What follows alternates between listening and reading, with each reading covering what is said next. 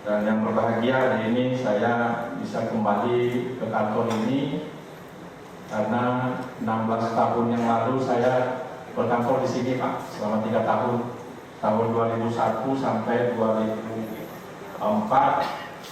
Saya merasakan sebagai seorang pejabat mulai karir politik saya ini adalah di Kota Batam ini. Sama dengan angkatan ini dari wakil wali kota Pak saya dengan Pak Kadir waktu itu saya ingat betul ruangan ini belum secantik ini. Kemudian antara ruangan saya dengan ruangan wali kota itu ada connecting door-nya. Jadi setiap pagi saya selalu dengan wali kotanya ngomong tugas saya apa pagi ini, kemudian tugas Pak Wali apa.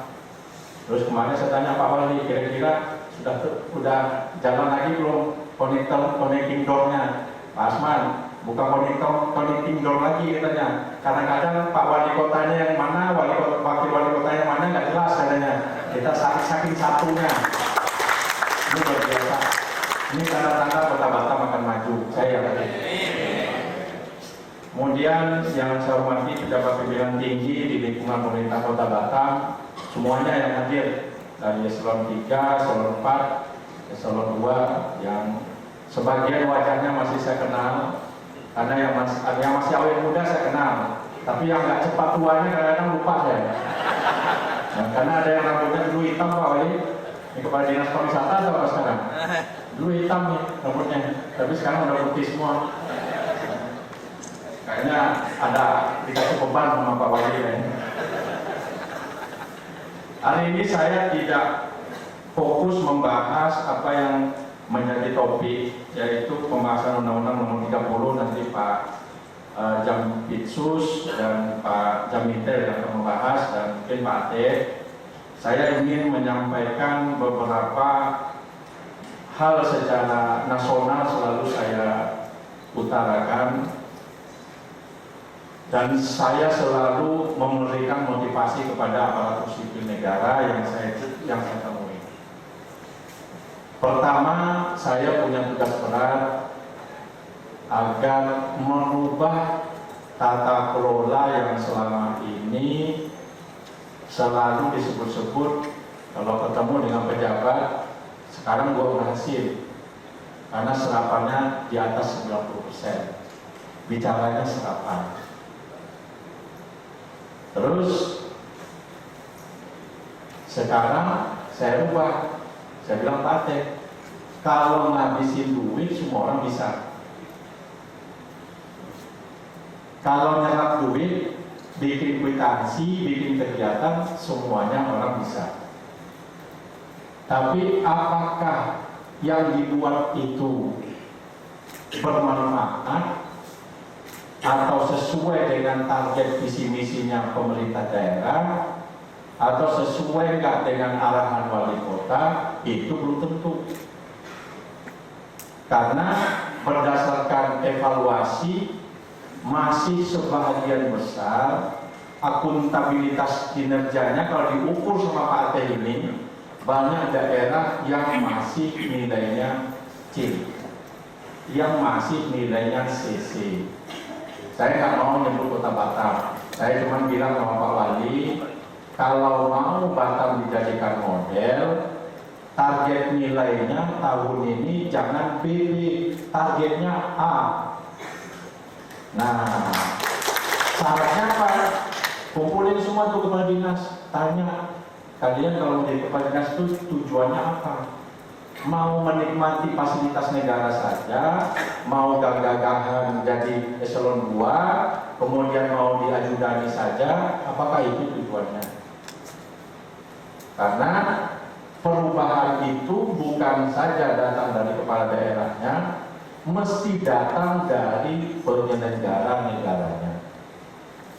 Coba Bapak Ibu bayangkan, kalau penyelenggara negara itu yang mengatur negeri ini, yang diberi kewenangan untuk merubah negeri ini, inovasinya tidak punya, kerjanya malas-malas, datang ke kantor karena takut oleh wali kota, takut karena absen, itu bakalan selesai lagi. Pertanyaannya, Siapa yang bisa majukan negeri ini? Bapak inilah CEO-nya. Aparatur sipil negara ini adalah penyelenggara negara itu. Wali kota mengarahkan sesuai dengan janji kampanyenya kepada masyarakat. Kalau penyelenggara negaranya tidak punya semangat kerja, tidak punya target, yang seperti saya sampaikan tadi, membuat program antara program dengan judulnya, dengan kegiatan yang nyambung, itu selesai lah jadi itu. Buat program misalnya perbaikan kesehatan masyarakat, tapi kegiatannya kebanyakannya isinya seminar. Hari-hari seminar kerjanya. Bagaimana memperbaiki kesehatan masyarakat itu? Nah ini saya gambarkan Bapak Ibu, ini tugas berat saya yang di depan ini. Sekarang Pak Jaminsus, Pak Jamintel masih banyak yang mendominasi nilai yang ke bawah itu. Saya agak merah itu.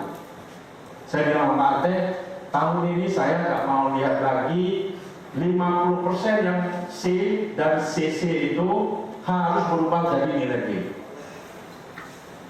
Kalau cara pengelolaan keuangannya benar, sasarannya sudah betul, kalau nilainya sudah B itu, apalagi kalau bisa B, B dan A, saya jamin tidak ada lagi pemborosan dari Republik ini.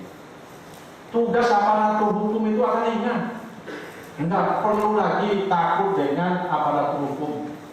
Karena kita sudah kerja dengan benar, sudah diukur antara program dengan kegiatan itu sudah nyambung.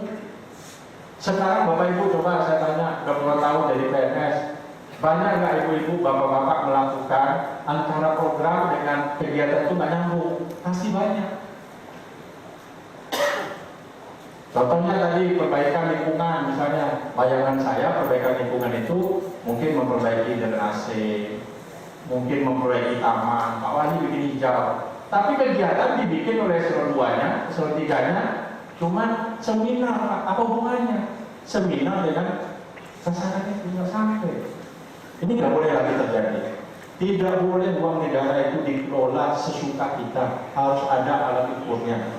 Ini ke depan. Ini menjadi target saya, Pak Teh. Apapun caranya saya bilang seluruh daerah kita targetkan nilainya nggak boleh ada lagi yang C. Capek saya baca nilai C itu, Pak Teh. Nah, jadi kita paksa. Kalau nggak mau juga daerahnya kita bawa Pak Jampidum di sini, dan kita bawa Pak Jamintel di sini. Ini orangnya nggak mau berubah, Pak Jaksa. Kemarin saya kerjasama juga dengan KPK. Nggak bisa juga berubah, ya kita bawa